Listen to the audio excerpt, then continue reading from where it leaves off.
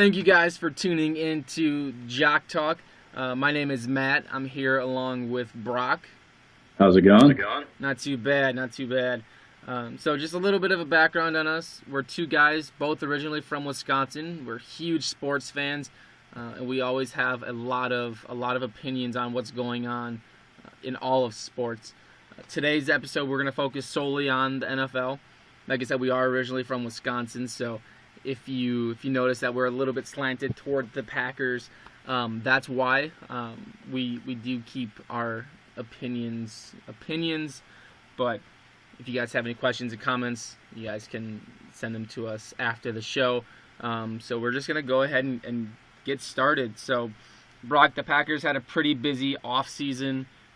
Couple of their big headlines, obviously, Jordy Nelson getting back healthy and Eddie Lacy losing all of that weight. Jordy Nelson, we haven't necessarily been able to see how he's going to come back from that injury. He hasn't played in either of the two preseason games. But what do you think about Eddie Lacy from his weight loss from the offseason and everything he's been through this offseason? I love it. I love seeing his determination to lose the weight. It's one thing to say you're going to do it, but he did it. And as I've heard, he's sticking to it. It's big for us, our run game especially. His explosiveness is, I hope, back to almost like he ran his rookie year. I love it. I can't stop talking about Eddie Lacy. I expect big things from him this year. Yeah, I agree. When I first saw him in the first preseason game, I don't think his weight loss was as extreme as what people had been making it out to be. But I don't think it needed to be. Eddie Lacy's never going to be the guy who hurts you by running away from you. He's going to run through you. So I definitely think even if it's just a 5 to 10 pounds, you could tell in the first couple of preseason games. He's quicker laterally. He's getting those feet back under him. The spin move that he's known for was looking good. The Packers running the ball this preseason has been pretty effective, which I think we both would agree is going to open up the rest of the offense. Yes, we ran the ball for 45 yards against the Raiders. It was, I feel the emphasis is run the ball because we know we know Aaron Rodgers is going to put up numbers. It doesn't matter. We're not worried about the passing game really, but to get those offensive linemen moving and motivated to block for the running backs coming out of the backfield, it's huge. Our offensive linemen, I think, have taken upon themselves to make sure we get a 100-yard rusher every game and not have our leading rusher being Aaron Rodgers every game. Yeah, I'm glad you brought up the offensive line. An interesting interview I saw the other day. Someone was interviewing David Bakhtiari, starting left tackle, obviously. And from everything that I've heard, he's not been beaten one time this entire offseason, whether if it's training camp, preseason, whatever it is. And that's going up against one of the elite pass rushers in the NFL in practice, in Clay Matthews. And then just a couple of other guys who are known to be gritty pass rushers, maybe not necessarily up in the top echelon of the league, but guys who know how to get after the quarterback. But to see him not getting beat, extremely important. Obviously, we need to keep Aaron Rodgers upright. Aaron Rodgers had a down Aaron Rodgers year, which any other quarterback in the NFL would take almost any other quarterback would take as a career year, but obviously that was without Jordy Nelson there as the number one. So what are you expecting from Jordy coming back? I know 2 years ago he had 98 catches for 1,500 yards and double-digit touchdowns. I know a lot of people are expecting him to do good things. Maybe not that good, but what are your expectations for Jordy this year? I would like for him to get back to those numbers. Will it happen? Probably not. Just because there's more weapons this year than last couple of years. I would like to see him get I want him to get 80 catches. I would love 80 catches, 8 touchdowns. That's all we really can ask for him is be reliable. He's our deep threat. His speed. Hopefully, with coming back from a knee injury, it doesn't take back his speed at all, or maybe just a little bit. But even that, if that does, it's still burn past 75-80% of these D-backs and safeties in the league, and it'll open it up a lot more for everybody else. It might not be a big year for Jordy, but it could be a big year for the Packer offense. You know, I think last year one of the things the Packers were missing was the communication between Aaron Rodgers and the wide receivers. You saw it 2 years ago where Aaron Rodgers would flip some fingers behind his back and Jordy Nelson would know what to do. It seemed like the Packers were missing that last year. So I think the communication overall is going to be better, and I would be surprised if Jordy Nelson had under 10 touchdowns and under 1,000 yards receiving, just because of his relationship with the quarterback. But I know you mentioned a couple of other weapons. One of those, we know Ted Thompson does not like spending money in the offseason on players coming from other teams, but he did that this year with Jared Cook. I'm a huge fan. He's a Jermichael Finley-ish type tight end. He can run past a linebacker, and he's big enough that he can outpower a safety or a cornerback. What are your thoughts on Jared Cook? I like the signing. It's a need that we so desperately needed. Richard Rodgers was okay. Corliss was non-existent. We needed him, and I'm actually glad Ted Thompson went out and used some of that money we have to get a very capable tight end in this league. As you said, he can run past linebackers and all that. It's just going to spread the field out so much more. We can run him in sets like the Patriots run Gronk. Will he be as successful as Gronk? That's hard to do. But with Aaron Rodgers throwing the football, who knows? This could be, like I said before, this could be a big year for this offense if we are healthy. Yeah, there's one thing I want everybody to look out for during the season, and that's going to be Jared Cook lining up on the outside. You don't see tight ends in the NFL doing that too often, so watch him on the outside. Are you going to use a corner to cover him when you have Jordy Nelson in the slot, or are you going to put a linebacker out in coverage and have him get ran by? So keep an eye on that. I especially I didn't see this in either of the preseason games, but I want to see Randall Cobb line up in the backfield while Jared Cook is lined up on the outside. I think that could be a dangerous formation for the Packers this year. I agree. It's just when we did that the last couple of years with Randall, it was just so predictable. That's all. Don't be so predictable. Especially with Cook out there and Jordy back, we can run a lot of sets out of that. And it's just going to open up the field, especially if Randall gets a hole. Who knows who's going to catch him? He is shifty. He is hard to tackle. The open field, he can take it to the house any given moment. Absolutely agree. So we talked about the Packers' offensive side of the ball a lot, but the Packers on defense. There's a couple of things. So one, Clay Matthews and Julius Peppers are going to meet with the commissioner's office finally about the Al Jazeera America report.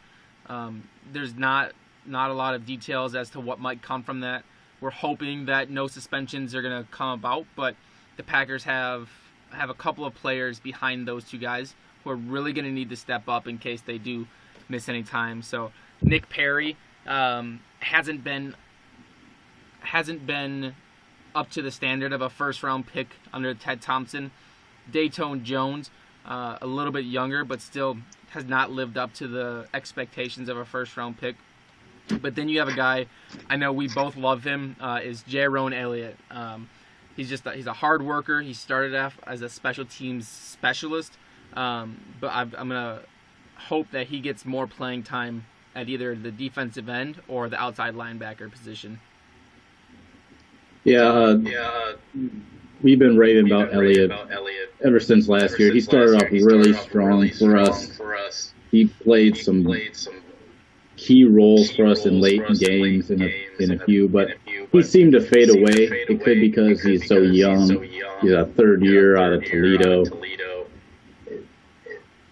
He's one of the big keys for us if Clay and Peppers are out. Another guy to look at. It's just mostly going to be the next man up. So if we have to move around a lot of people, we're going to have to bank on rookies. We drafted a couple linebackers this year in our draft, which I know we both love this guy, Blake Martinez out of Stanford. Absolutely. I feel like that was a steal in the third round. He's smart. He can fill a gap. The only question with him is, can he cover? I'm sure he can. He's young. He'll develop. And then the other guy, Kyler Fackrell, he has a motor like none other. If we can get him on the outside, maybe fill in for Clay or Julius, he can make some plays. I like him. He's big. He's about 6'5". He's a big man. I'd love to see him on the outside rushing. Yeah, we both agree about those two. That's for sure. The one pick that I wasn't too in love with during the draft was their first round draft pick again in Kenny Clark out of UCLA. He wasn't a very well known prospect. After watching some of the highlights of him, I was a little bit less skeptical. He hasn't gotten a ton of playing time, and he hasn't showed that much in preseason and in camp so far. But from everything I've heard from the coaches and from seeing him in camp, he's been performing well. He's been a consummate professional. He's been asking the questions from the veterans. So it's nice to see a rookie who knows that he's going to have to lean on his veterans to help him get better. But then another guy, probably one of the 2 or 3 fastest guys on the Packers, a later round draft pick, but Trevor Davis out of Cal. I've been looking for him in the preseason. The Packers have a lot of depth at receiver. He hasn't showed that much potential from a receiving standpoint, and that just might be because of a lack of playing time. But as a special teams guy, he has looked pretty good so far in the preseason as a kick returner and a punt returner. What are your thoughts on Davis? I would like to see him make the team solely for his playmaking ability in the special teams. I'm sure he can catch. I've seen highlights. He looks good. There's, like you said, the depth at wide receiver that the Packers have is quite incredible. So putting Trevor Davis back to return punts and kicks will just decrease the workload of some of our starters or more key players. Trevor Davis can make a big impact on the special teams. He didn't see the field offensively against the Raiders, but he did return a punt for 21 yards, which is pretty good return, a punt return, that is. And he has the speed to break away. He's going to find a hole, and he can take it to the house in a blink of an eye. I like him. It was a good pick, 5th round, and he could develop into a solid NFL player. Will it be with the Packers? We don't know. I would like to see him make the team special teams. Absolutely, and he did have 2 kickoff returns for touchdowns while at Cal, so definitely something that that the Packers were looking at when they drafted him as a special teams guy. With the last thing on the Packers, probably one of the more underrated parts of this team, and it's underrated in the NFL in general, but the Packers secondary. Clinton Dix and Morgan Burnett taking care of the safety positions. Clinton Dix is a great run defending safety. Morgan Burnett is a ball hawk.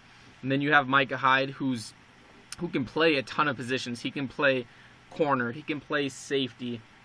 He can be like a Deone Buchanan in Arizona and play that linebacker position if you need him to. He's always around the ball. He made another great interception week 1 of the preseason off of RG3. And then we have a deep cornerback core as well with Demarius Randall, Quentin Rollins, and then Sam Shields. So I think with Clay Matthews going back to outside linebacker and those guys just getting another year of experience, I think we can expect a lot more turnovers and a lot more sacks from this Packers defense.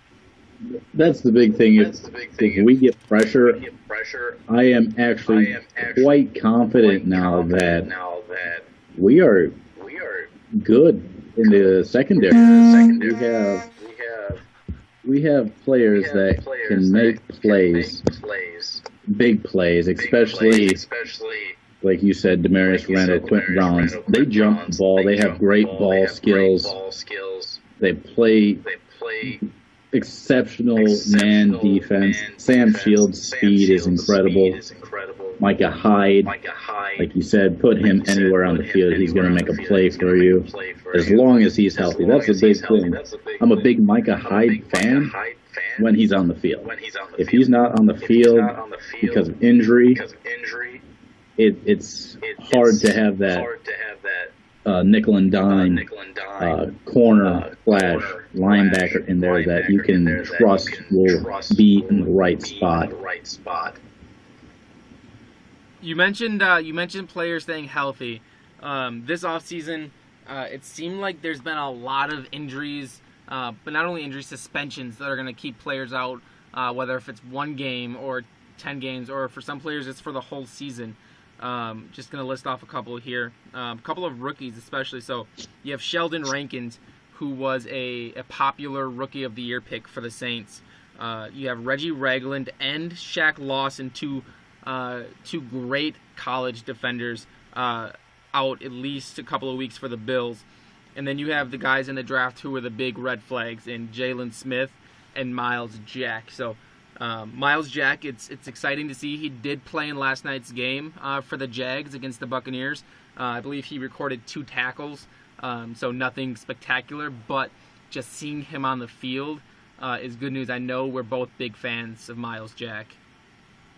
When he was still on the board, when the Packers pick came up, I know you and me were both talking during the draft. We're like, oh, we're getting Miles Jack. Perfect fit.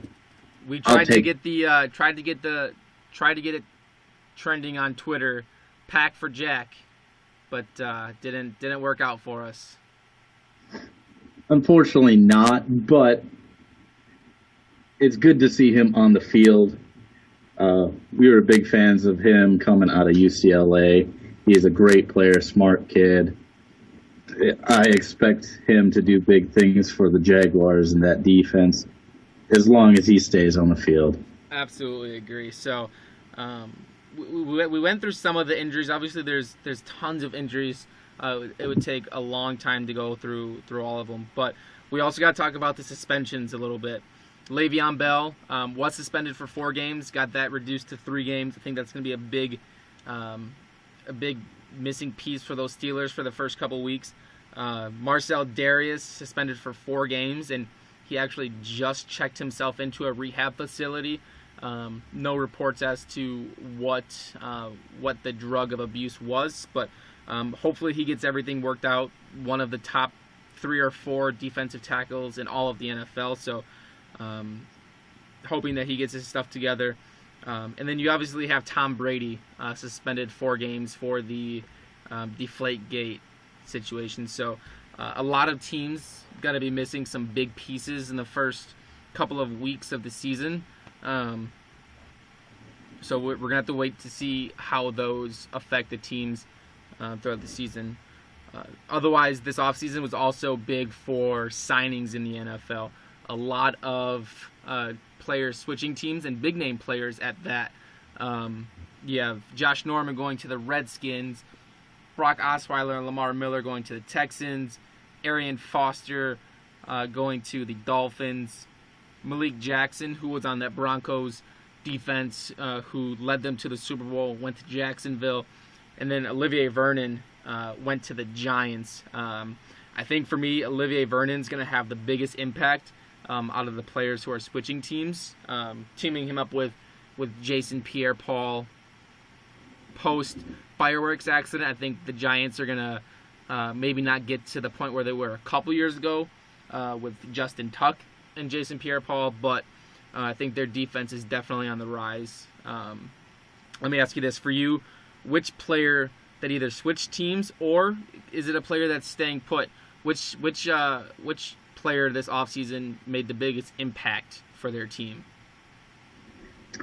That's tough because some went to a team that just had money and they wanted to get paid. Josh Norman.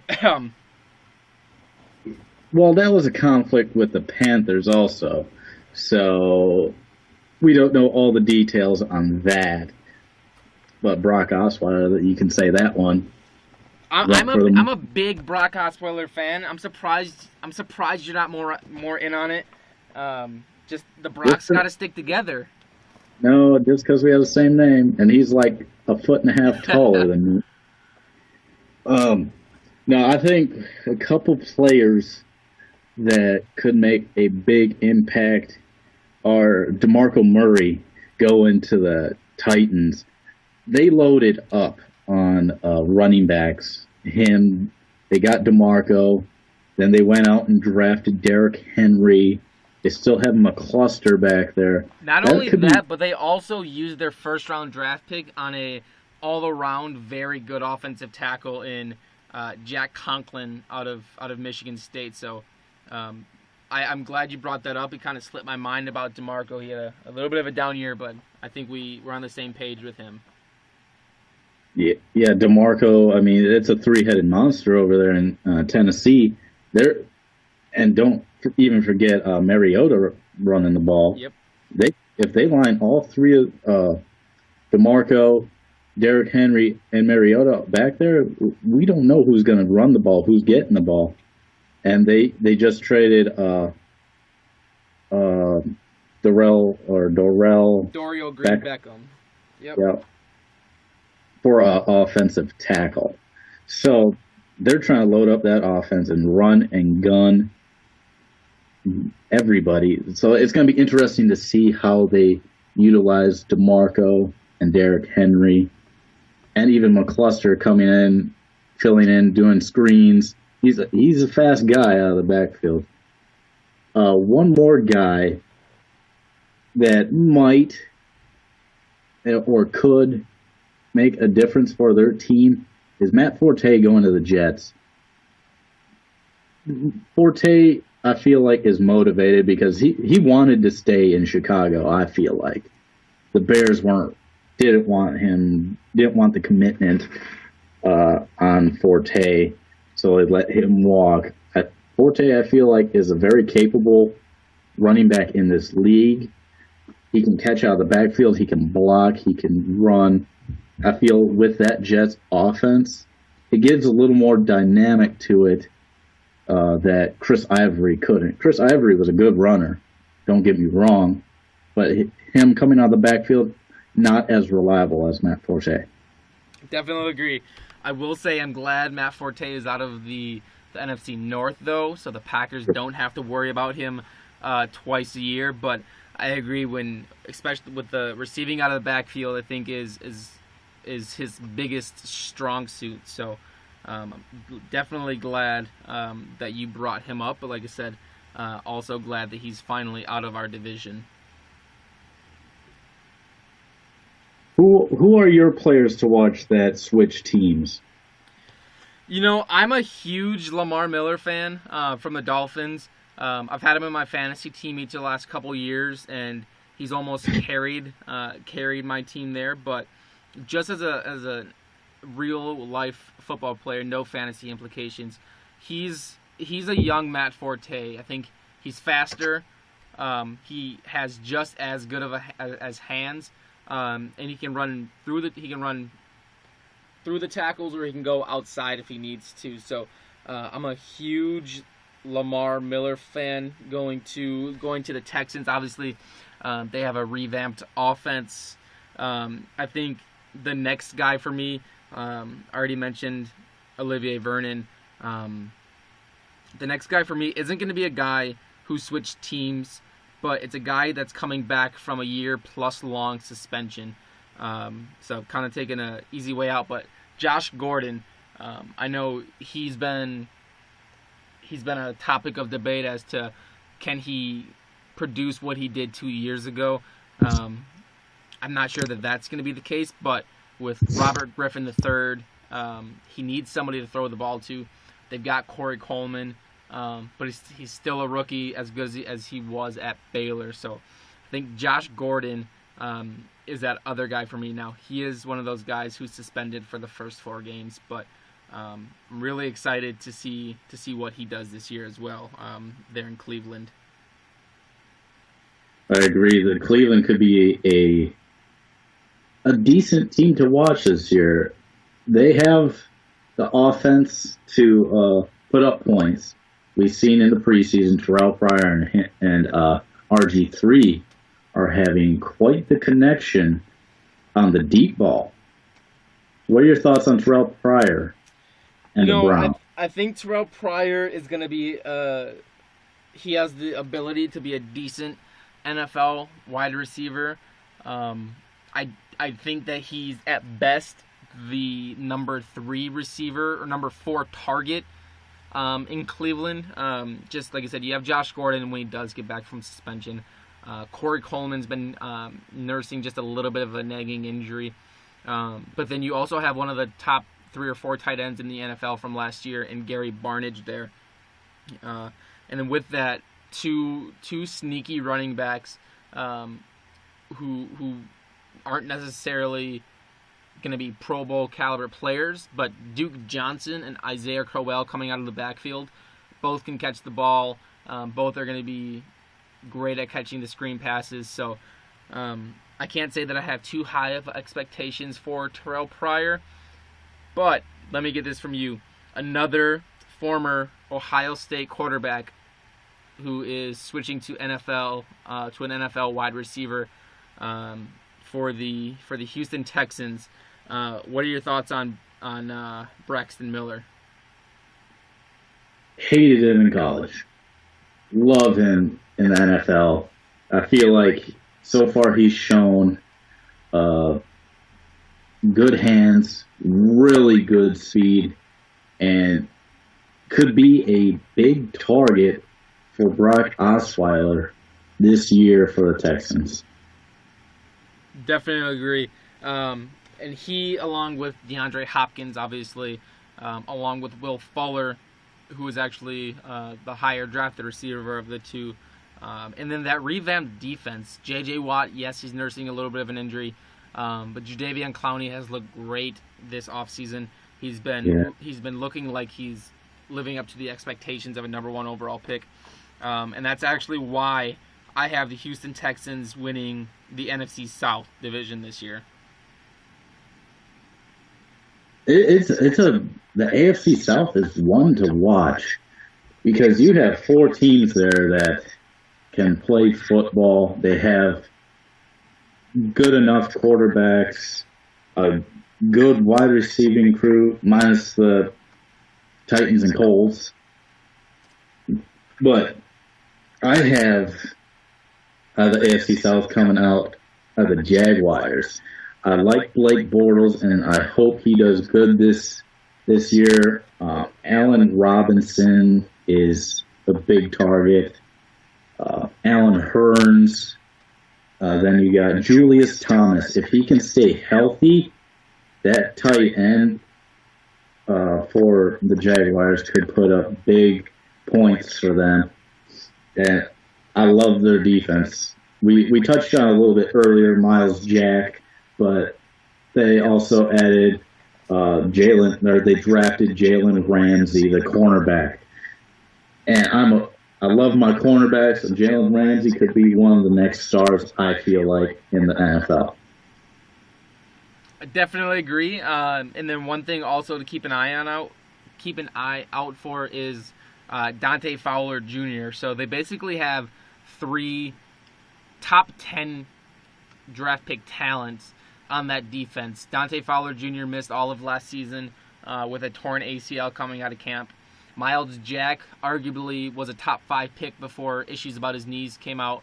And then, like you said, Jalen Ramsey was a top 3 talent this year. The Jaguars loaded up on defense in their draft.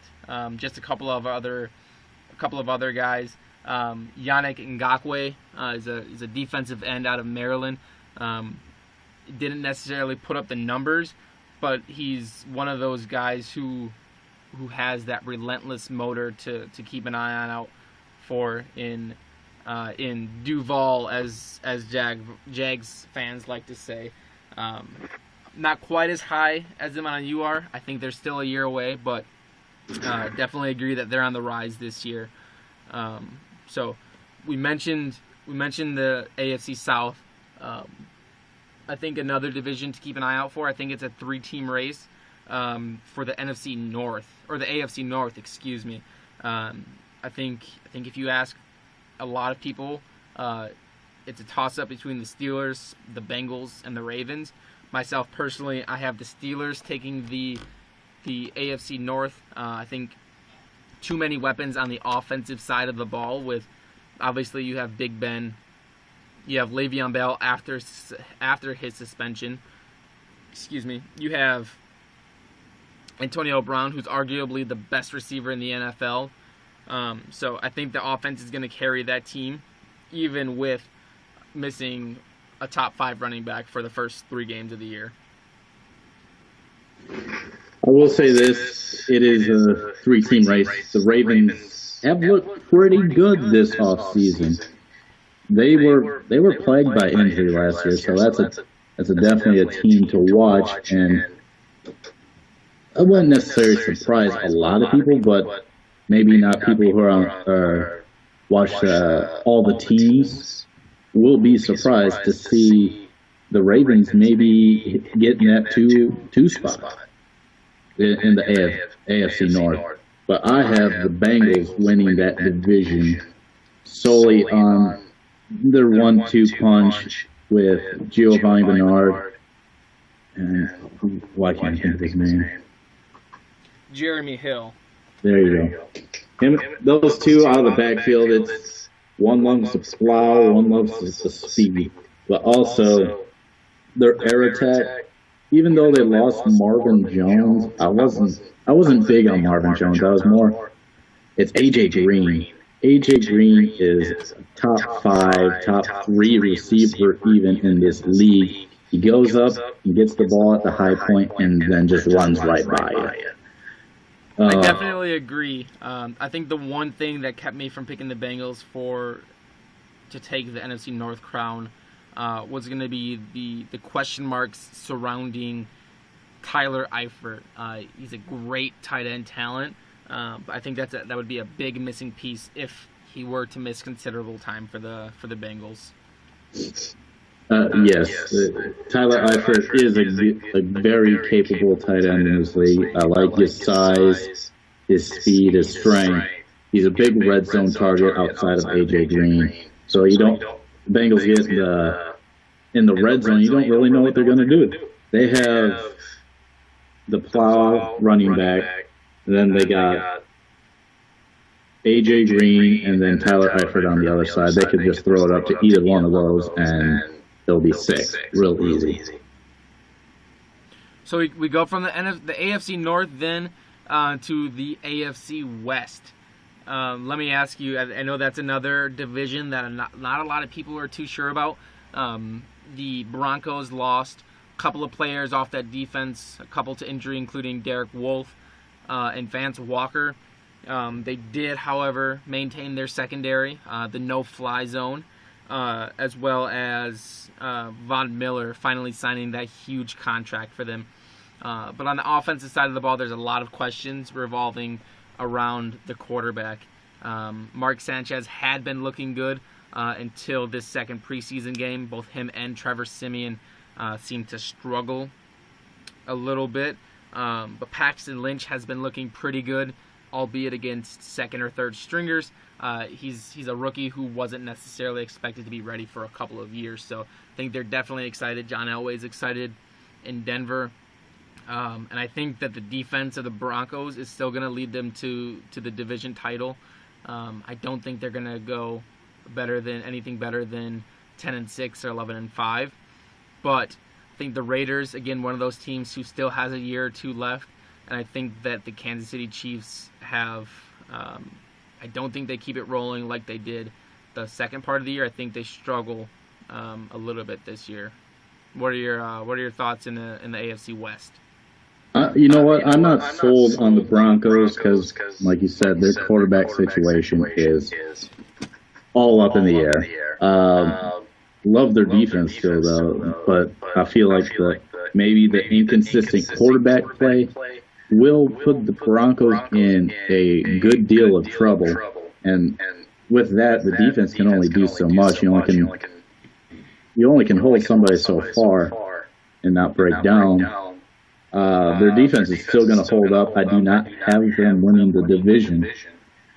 I have them finishing 8-8, maybe get a wild card if they're lucky with this AFC division looking pretty good with two teams in each division that could easily make the playoffs.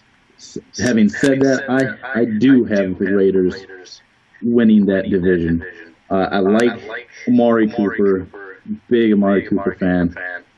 Derek Carr, Latavius Murray. It's just the question mark is really their defense. I know they drafted a safety this year,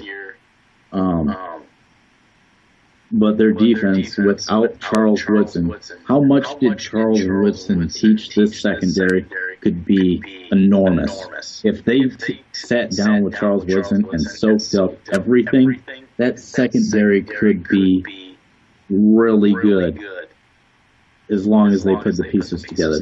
Khalil Mack, another big name for the Raiders, which is his motor is amazing, and he just gets after the quarterback again and again. So that's why I have the Raiders winning that AFC West. I do have the Raiders finishing second in that division, but like I said, I still think that they're a year away. I think Latavius Murray takes another step back this year. So just a look forward to next year's draft. Depending on where the Raiders finish, watch out for them. Leonard Fournette, LSU, if they finish bad enough, could be the missing piece for that offense. But that's a discussion for another day. So wild card in the AFC.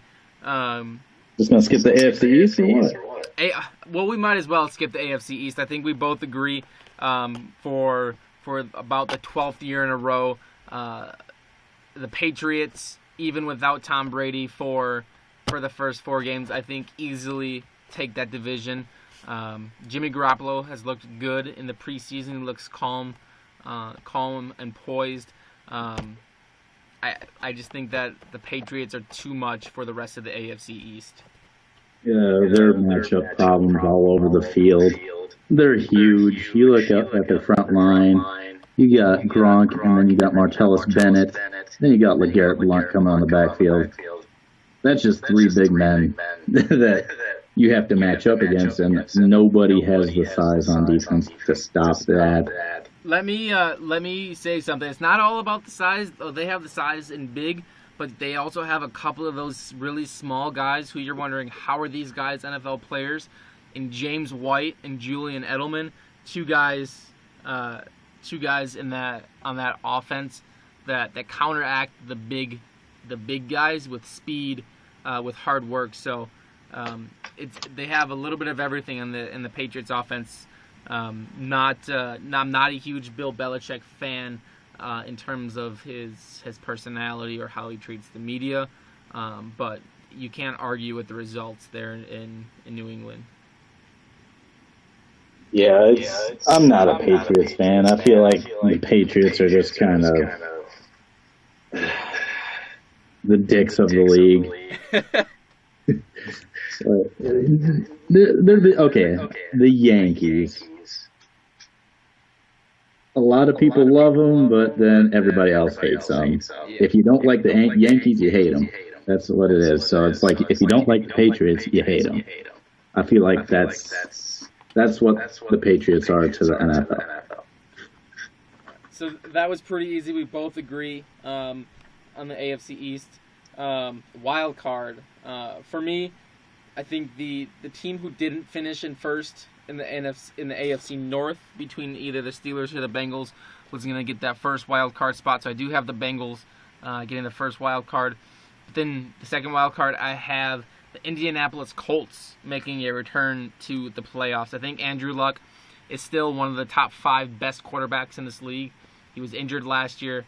I think I like their weapons a little bit more than you do with T.Y. Hilton, Philip Dorsett, and a couple of other guys that they have there. The Colts have a couple of really good tight ends, so keep an eye out for that. It might be one of those things again, though, where Andrew Luck just has to throw up 50 passes a game because their defense, it's still going to be subpar. I think a lot of people would agree with that, but I have the Colts and Andrew Luck making a return to the playoffs.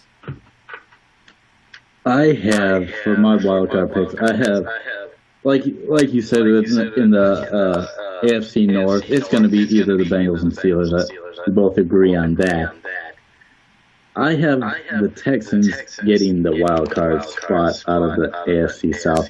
I like their team. You touched on their defense. Their defensive front is nothing to be messed with, especially if Jadeveon Clowney can perform like he is performing so far this preseason. The Texans are I feel like a team to watch if they can make the playoffs. Yeah, I definitely agree there. I think there's a lot of teams, and I feel like it's on repeat that they're 1 year away. So I think that a lot of these veteran teams, this may be their last year, especially with quarterbacks getting older, teams getting older. So I definitely think we agree there. So we're going to move on to the NFC now. We talked a little bit about the Packers earlier, so we're going to keep it short and sweet.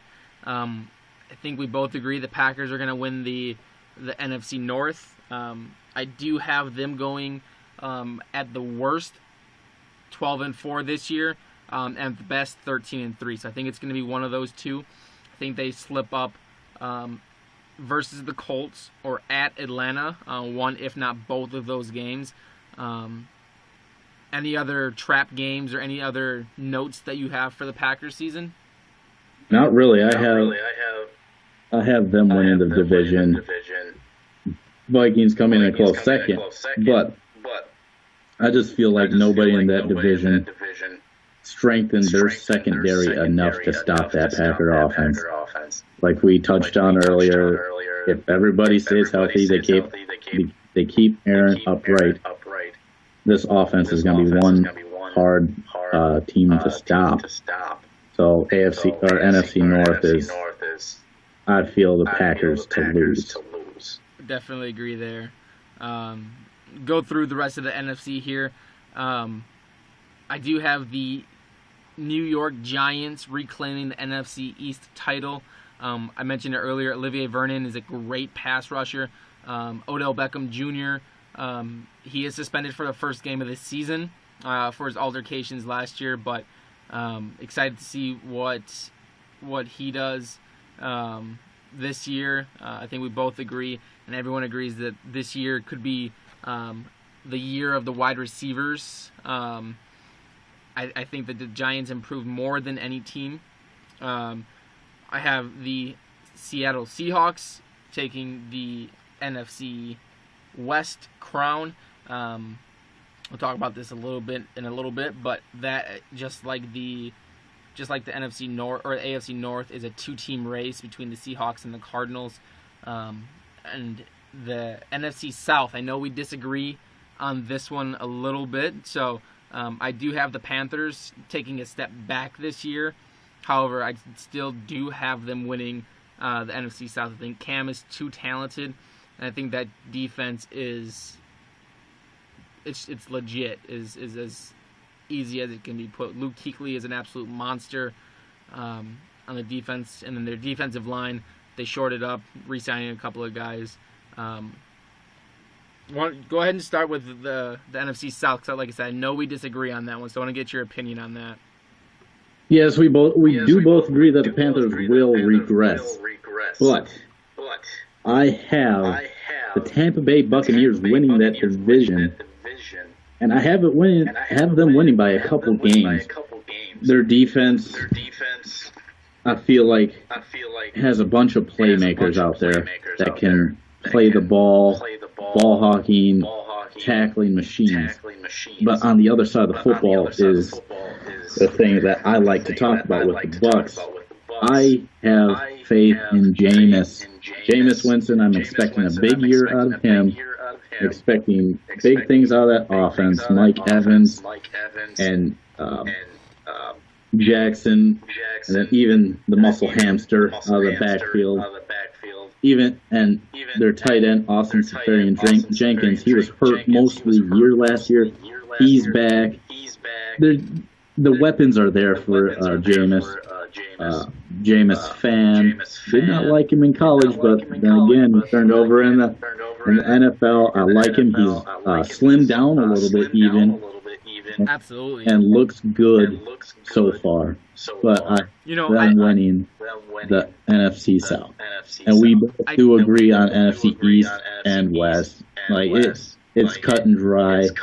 The only thing I will say with the NFC East, the Cowboys, if Tony Romo gets hurt, Dak Prescott can come in there and change that season right around. I think I agree with you there. Dak Prescott has looked phenomenal this preseason. I mean, he has more touchdowns than incompletions. So regardless of whether he's going against first string, second string, he's a rookie with a steep learning curve. I'm a little bit higher on Tony Romo. I don't know that Dak Prescott would give them that much of a boost, just because of Romo's relationship with the guys. Dak Prescott, yes, he's gotten to play with Dez Bryant, but it's been for a couple of games this preseason. So I think Tony Romo does stay healthy this year. I think the Cowboys were cautious with him this offseason. So I do expect the Cowboys not to be picking in the top 10, but I don't expect them to make the playoffs this year. And then speaking on the Buccaneers for a second, I do have them making the playoffs this year as my wild card team, as my second wild card team. I know I've mentioned it a lot about teams who are up and coming, but maybe they're 1 year away. I think the Buccaneers were 1 year away last year. I think this is their year for the wild card. Like you said, both huge Jameis Winston fans, and picking Noah Spence in the second round, a great pass rusher, and then Vernon Hargraves the third. I think he's going to be a really good cornerback in this league in the first round. My second team, like I said, it's a 1-2 race between the Seahawks and the Cardinals in the West. So I do have the Cardinals winning the second wild card spot in the NFC. We both agree with the Cardinals. We said that before. NFC West, 1-2 race. Whoever doesn't win the division is still a double-digit win team, make the playoffs. That being said, I do have the Vikings making the playoffs. I like AP still. He's a threat at all times. They added Treadwell, a great speed wide receiver. They have all the makings to give the Packers a run. Will they do it? I don't think so. But they are my final wild card team. That being said,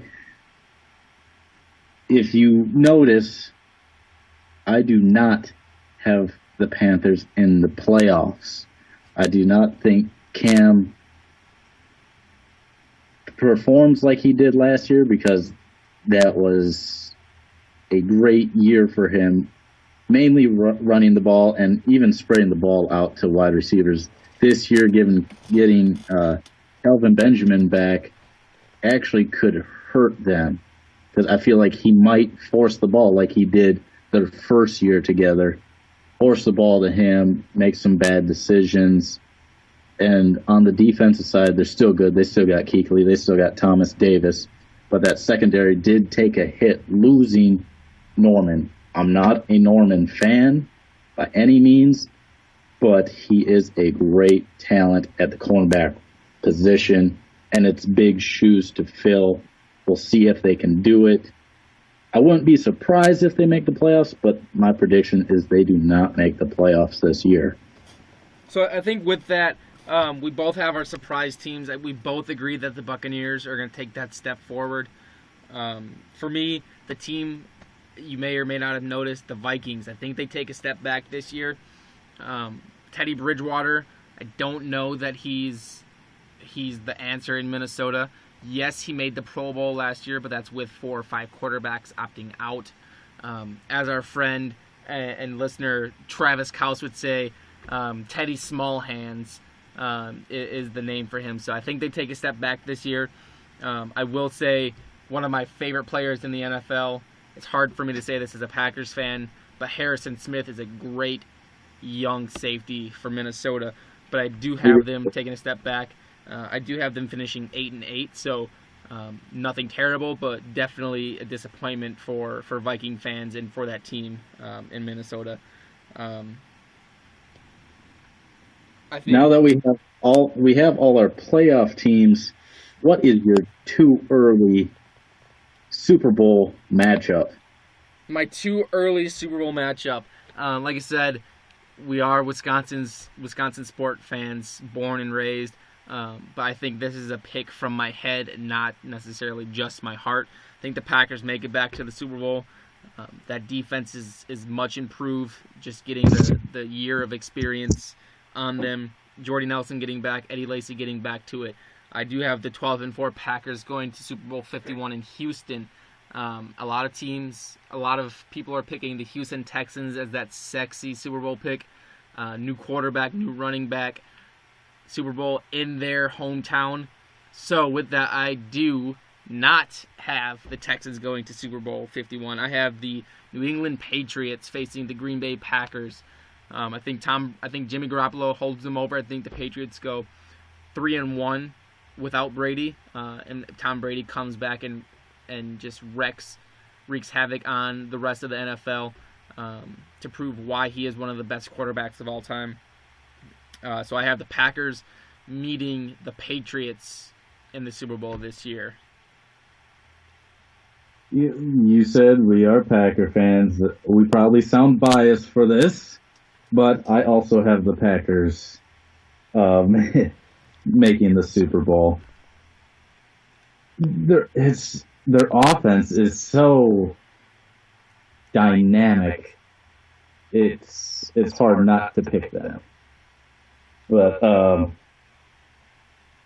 coming out of the AFC, I have the Pittsburgh Steelers out of the wild card spot making the playoffs, getting the Packers the rematch of their last Super Bowl win. I feel like with Le'Veon Bell being back after the suspension, just adds a whole new dynamic to that team, which was missing last year after he got hurt. So let me ask you this: you have the Steelers coming out of the wild card spot. What do you think it is that's going to help the Steelers have that late season surge? You do have the Bengals winning the North, so do you think it's just going to take it's going to take a lot of the season for them to get back and mesh together, or is it just Big Ben in the playoffs, or what are your thoughts on that? I feel like they're going to have in the middle of the season a couple key injuries. Maybe not for the season, but if Ben's been going down lately in recent years, he's been missing a couple games here and there. If he goes down again, Landry Jones, I don't know that he can fill the shoes of Ben, because Landry Jones just threw 4 picks in a preseason game against second, third stringers, and they were ugly. All 4 of those picks were ugly. I think 1 got tipped. That was it. All the other ones were ugly, forced passes that didn't need to happen. So, if I think they will have a couple injuries that will set them back, and maybe lose a couple games in November, early December, and they come back. Once they get back from injury, they make that playoff push. And like you said, Ben, in the playoffs is hard to beat. You know, the Steelers facing injuries has almost become as much of a Pittsburgh tradition as the terrible towel.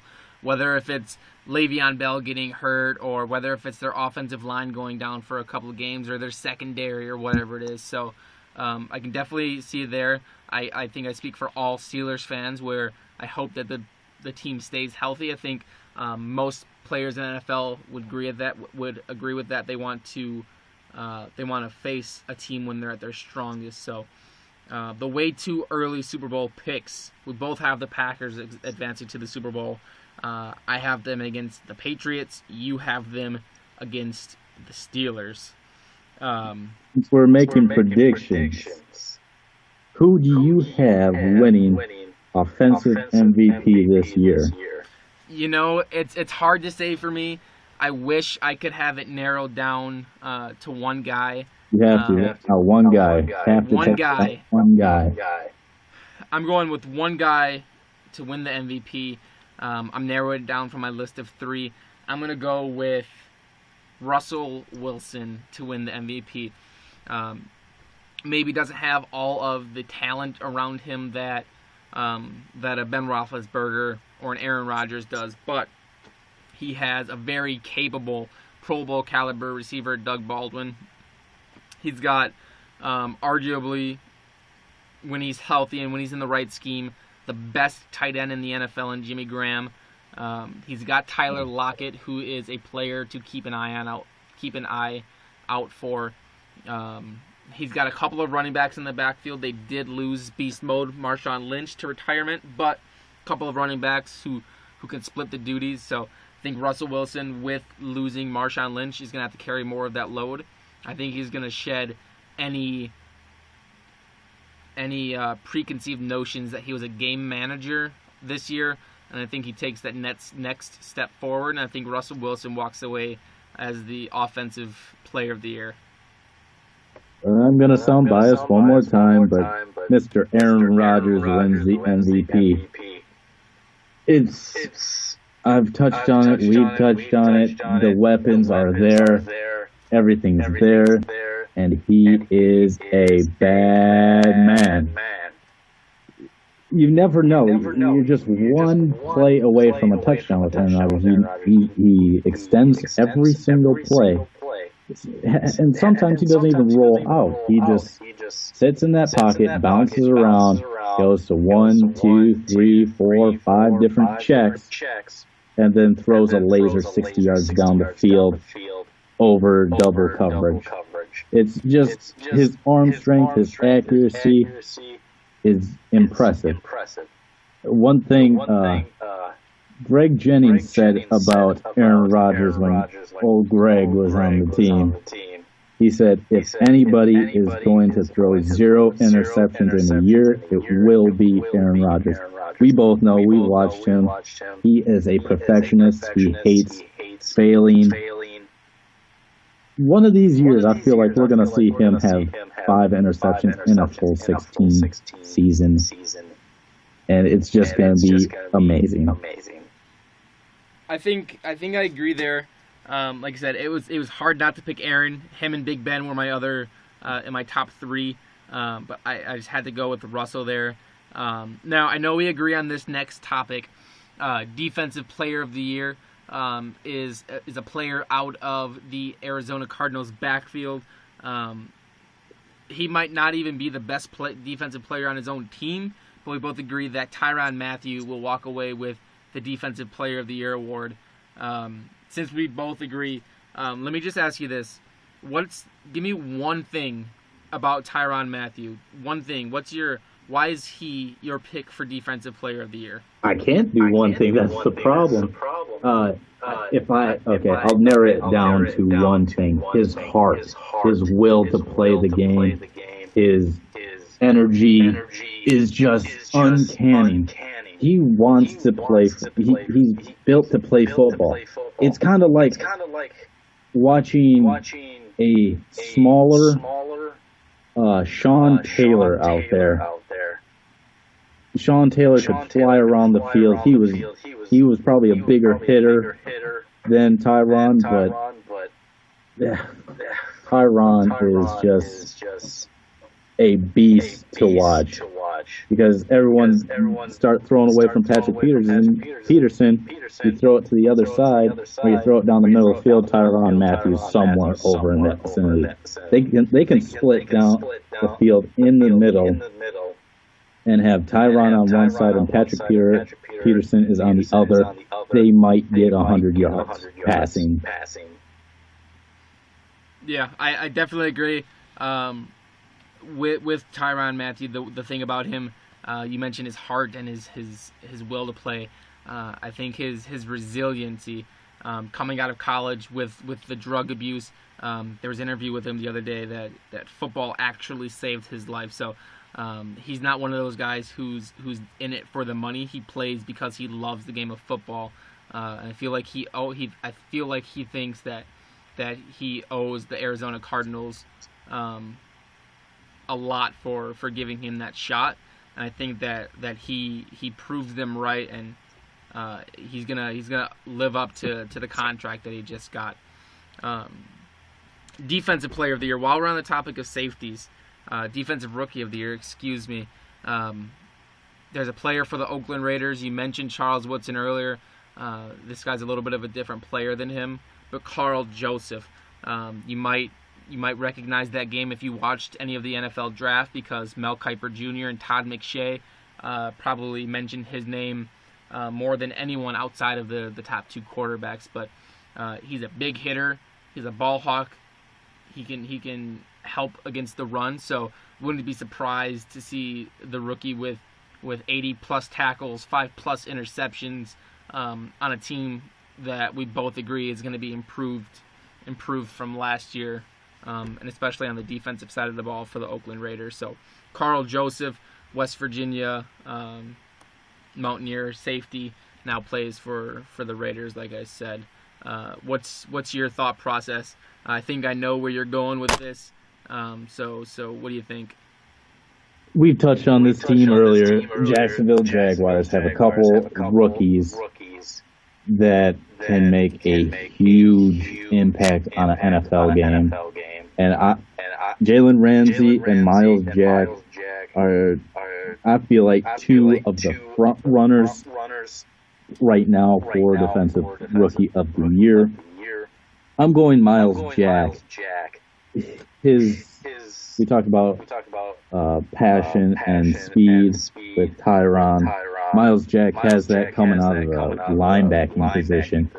As long as he is healthy, I feel like he will be a force, Khalil Mack-esque player. I like him. Like we said before, I wish the Packers would have drafted him. I feel like he has a tremendous upside and is going to make that Jaguars team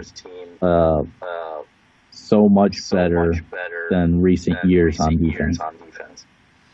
All right, we have one last award to talk about here: the offensive rookie of the year. Why don't you go ahead and give us your pick?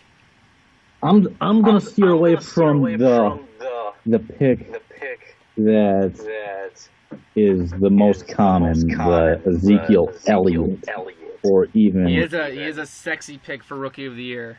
I'm not going with him. I like him.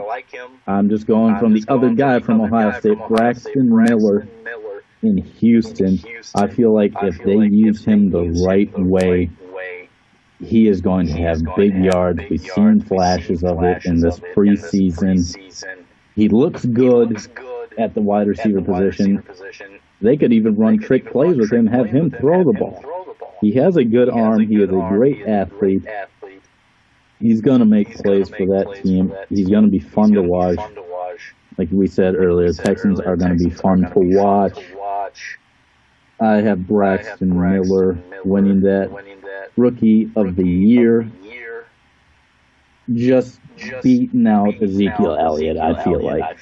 The two former teammates battle it out for the Rookie of the Year. You know, I think the best attribute that Braxton Miller has is his versatility. You mentioned it.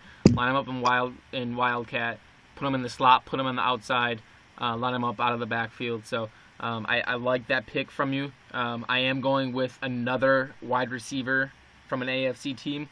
I'm going with Tyler Boyd, the rookie out of the University of Pittsburgh. He's impressed so far during the preseason. No, the preseason doesn't count, but as Herm Edwards does say, it doesn't count, but it matters. And Tyler Boyd has been going up, getting first team reps, and he's looking like a solid wide receiver 2 in Cincinnati.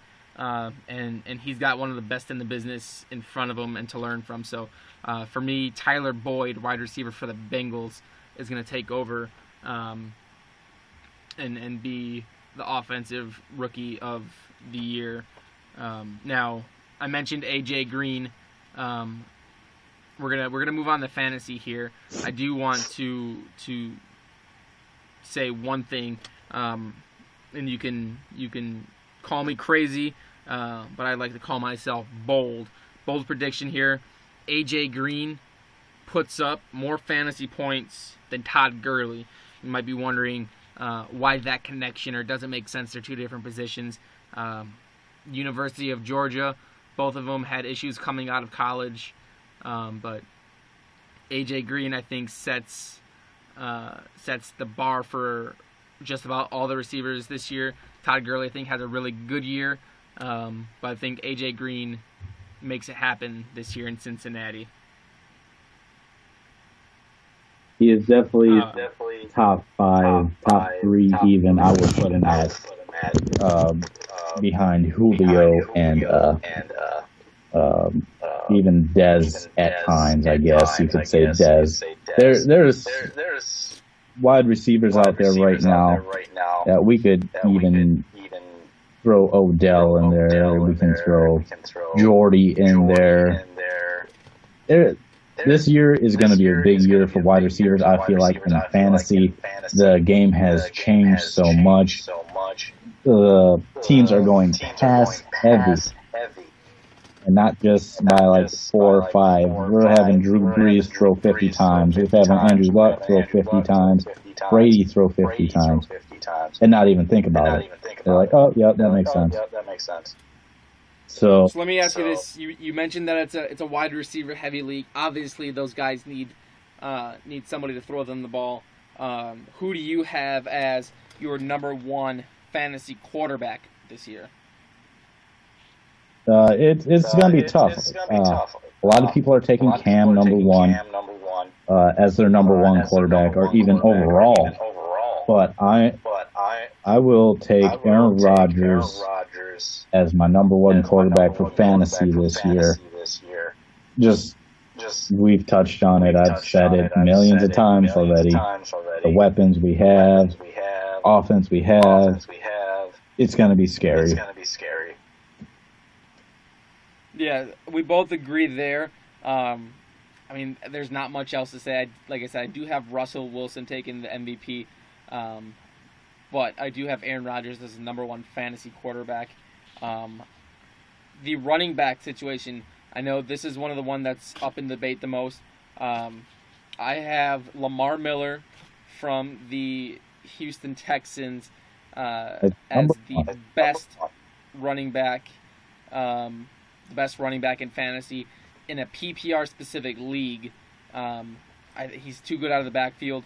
I did have AP in non-PPR, but I think I'm going to switch to that. I think Lamar Miller is the number one overall running back in all of fantasy this year. I disagree with you on that. 100%. Lamar Miller wasn't there.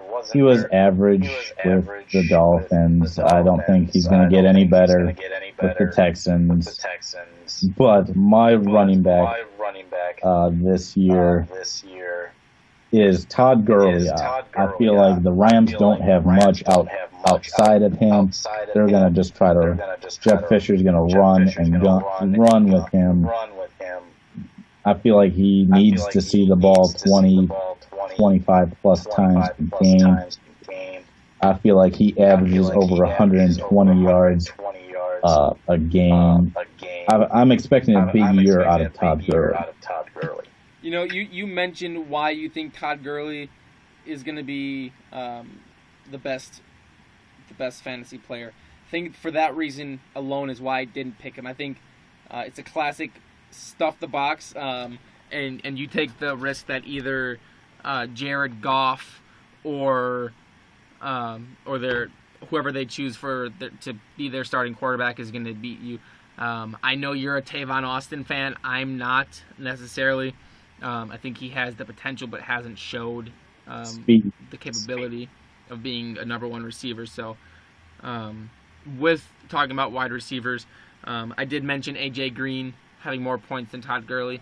However, I don't have him being the number one receiver in fantasy.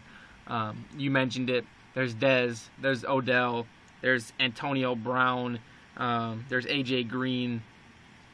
There's a bunch of these guys, but the guy that I have is coming out of the AFC South, a freak of nature athlete. I have Julio Jones as my top-rated wide receiver in fantasy football. I agree with you 100% there. That Julio Jones is the next Megatron.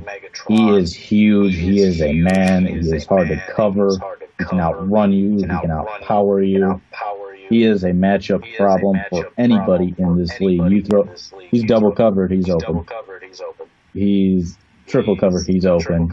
You throw it anywhere in the vicinity that he can catch it, he's going to catch it, or make a play on it to catch it. He is impressive to watch. He can jump, speed, everything. He's the whole package. He is if I was going to start a team, Julio Jones would be, if not the first pick that I would have, he would be my second, easily. Yes, I know we both agree on this second guy or the next position for tight end, so I don't think there's a big reason to put too much into it besides just, Gronk, number one tight end in fantasy. Regardless of who the quarterback is in New England, I think that we both agree that he is the guy. Yeah, the main thing with him is his health. But he's still going to put up points regardless. I'm not worried about that at all. So the next two, don't worry, don't forget about defense and special teams or kickers. Hashtag kickers are athletes too. Let's get that trending. The defense and special teams, I have Seattle as my number one. It's simple. I think they're going to have a top 5 defense. And in terms of special teams, Tyler Lockett, I believe, is going to be one of, if not the best, kick and punt returner in the NFL. I think the one thing that might go wrong if the Seahawks decide not to play him that way is if they decide that he's too valuable of a guy with losing a couple of their weapons to play special teams and stick to him just as a receiver. But I think that they're not to that point yet. I think the Seattle Seahawks finish with the best or the most fantasy points for defense and special teams. I've been on this team for years with my fantasy teams. That is the Arizona Cardinals. Their defense, we already talked about Tyron, but Patrick Peterson, their defensive line, their linebackers, they all fly to the ball. They're fun to watch. It's one team that I just want to watch them play defense. I could care less about Carson Palmer. But the Cardinals' defense and special teams, you could put a number of people returning the punts and kicks for them, and they can easily take it to the house for 6 any given time. So that's why my pick for defense is the Arizona Cardinals without a doubt in my mind. Yeah, and for kickers, I think for me, I'm just going Mr. Reliable. He's looked great the last season and a half, 2 seasons. Mason Crosby, Green Bay Packers. Yeah, I feel like that's a safe pick. I mean, there's a lot of kickers out there that can nail kicks. It's just the opportunity. I think Chris Santos out of Kansas City gets the most attempts that you can ask for from a kicker. He was nailing 4 or 5 a game. I think he had like 30 in 16 games. So that's, I feel like, is a good number coming from your kicker. Definitely, like I said, kickers are athletes too. Let's why not? Let's see Mason Crosby rush for a touchdown this year. Hopefully, it doesn't come to that, but it would be entertaining at the very least. We won a couple years ago. So next, we're gonna go for our fantasy sleepers and our busts. I have a couple of guys here for my sleepers. Mike Wallace is on the Baltimore Ravens now. If you look to see what Joe Flacco did with Torrey Smith, I think Mike Wallace is a faster guy. His hands have become more and more reliable and less of a liability. So I like what he's going to do. Tevin Coleman is currently the backup running back for the Falcons. I'm not a huge Devontae Freeman fan. I was a huge Tevin Coleman fan at Indiana, and now for the Falcons. So keep an eye out for him. Jared Cook, tight end for the Packers. I think he's going to have a great season. I wouldn't be surprised if he managed double-digit touchdowns, just as that security blanket for A-Rod. So Jared Cook, I feel like he's going to finish as a top 5 tight end. And then the last guy is for deeper leagues or a PPR league, but Cole Beasley. He's one of those guys he's undersized. He's not the fastest, but the slot receiver, for the Dallas Cowboys. So deeper league or PPR leagues, keep an eye out for Cole Beasley. What are your thoughts, or who do you have as a couple of sleepers for this year for fantasy football? Those are all good picks for sleepers, but I'm gonna say Corey Coleman from the Browns. When he gets on that field, he's speed down the field, and it's going to be a thing to watch, that Browns offense. We've seen a little bit this preseason of highlights that they can throw the ball down the field and outrun you. Their speed is unlike a lot of teams now, so Corey Coleman could be a player to watch when he gets on the field. Another person, everyone's talking about Gronk in New England, but another tight end from New England is Martellus Bennett. He's not getting a lot of recognition. He moved over there from Chicago, had an okay couple seasons over there, hated Jay Cutler, thinks he's the worst quarterback in the NFL.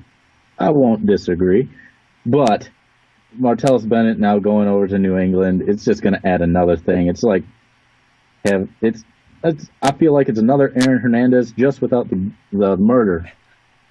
That's about it.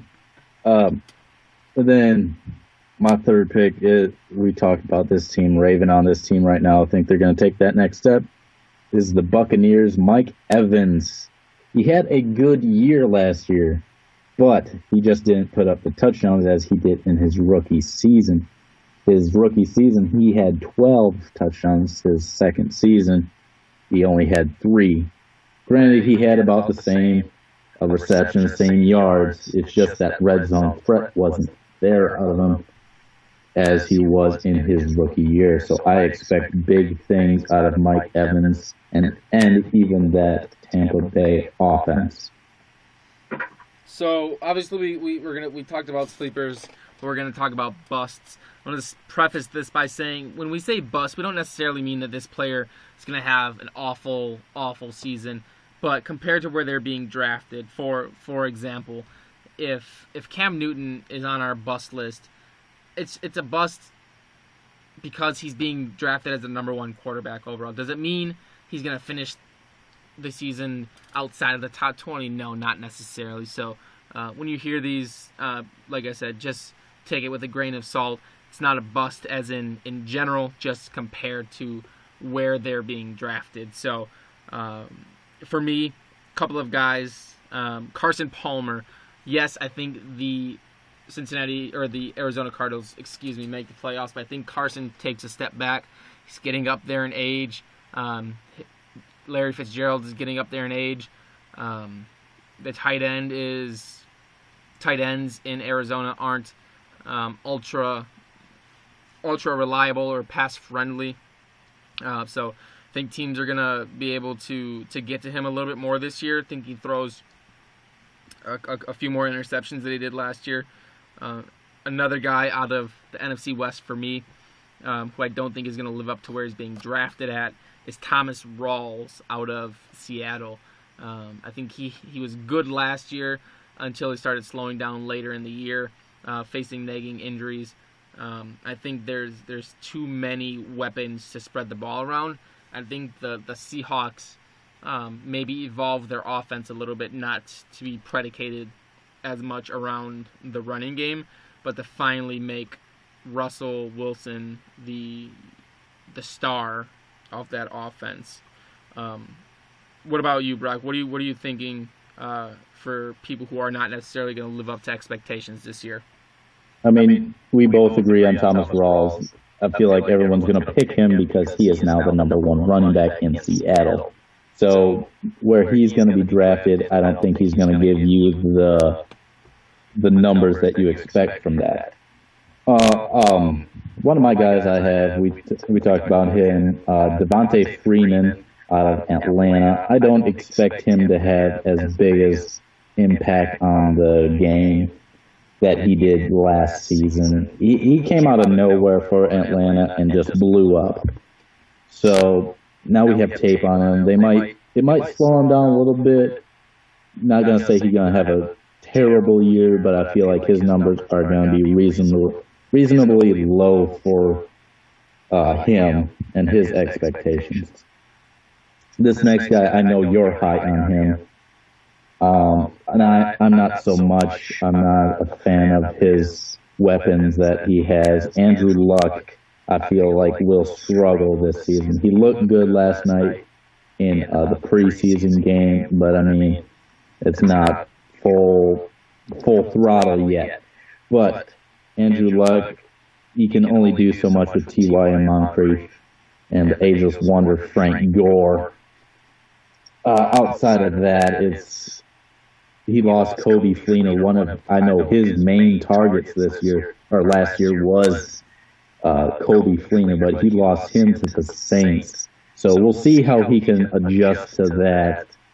I'm not liking him. I'm not going to draft him early at all.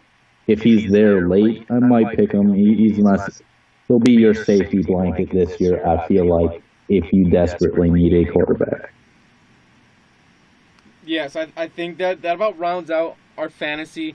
I got a couple of bold predictions for you, and I want people to send us their bold predictions for the year. It's one of my favorite things in the offseason to see what people think about what's going to happen, and I like to see them stand out with their predictions. So for me, I already mentioned that A.J. Green's going to have a monster season. I think that all-time receiving records get broken this year. So when you look at it, the all-time touchdown receptions record's 23 from Randy Moss. Receptions is 143 from Marvin Harrison. and the yards record is around 1,950 from Calvin Johnson. I think at least one of those records gets broken this year, and there's a bunch of guys who can do it, whether if it's A.J. Green or that Julio Jones, Antonio Brown. I think at least one of those records get broken this year. But we're going from something positive to negative here. I think there are going to be teams who underwhelm. So at least 2 coaches get fired before the end of the season. Just a couple of guys here. Chuck Pagano in Indy, if they don't have as good of a season as I'm expecting. Mike McCoy in San Diego. Jim Caldwell for the Lions. Rex Ryan for the Bills. Just a couple of guys who I think, if their teams especially get off to slow starts, they're already on the hot seat, but a couple of guys who could be looking for new jobs come November. I agree with those predictions. They're a good, bold predictions to say, definitely. I feel like the one receiving record that is more likely to get broken is either the receptions or the yards. That touchdown one is going to be hard to beat. But, yes, I agree with that a record will be broken. In the NFL this year, we saw a lot of records go down last year. I feel like it's a trend now. Records are meant to be broken, and we could see a few players doing that this year. Definitely. So I think with that, let's hear something from you, Brock. If you had to give one bold prediction for this NFL season, whether if it's revolving around a team or a player or a coach, give us one thing for this upcoming NFL season. Outside of the Panthers not making the playoffs this year,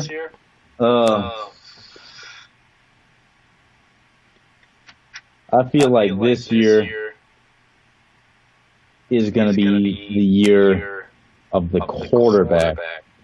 The game has changed so much. Not many teams are running the ball. We could see that touchdown record going down. If not that, we could see multiple. I'm going to say we're going to see multiple quarterbacks with 50 touchdowns. All right, I like that one. I thought you were going to go with multiple quarterbacks with 5,000 yards, but I 50 touchdowns. The way the NFL is built now, the rules, you can't touch a receiver, you can't breathe on him, you can't hit the quarterback, but you can destroy the running back. So that being, with all the rules, I feel like it's just bound for a quarterback to throw 50 touchdowns to 17 different receivers. All right, well, guys, there you have it. The first episode of Jock Talk is underway. We appreciate you guys listening in advance. You can follow us on Twitter at Jock Talk, WINC. That's Jock Talk, Wisconsin, North Carolina, abbreviated. Subscribe to us on YouTube at Jock Talk, WINC. Send us any comments, suggestions, questions. Send us your bold predictions or fantasy rankings. Like I said, we appreciate you guys listening, and we'll talk to you next week. We'll talk to you next week. Hopefully we'll have Badger stuff to talk about. Their upcoming game with the LSU Tigers in Lambeau is a big game coming up. College football rankings coming up. I'm excited to hear your input on the Badgers' upcoming season. Absolutely, and we'll get to that next time. So like I said, thank you guys for tuning in, and we'll talk to you next week.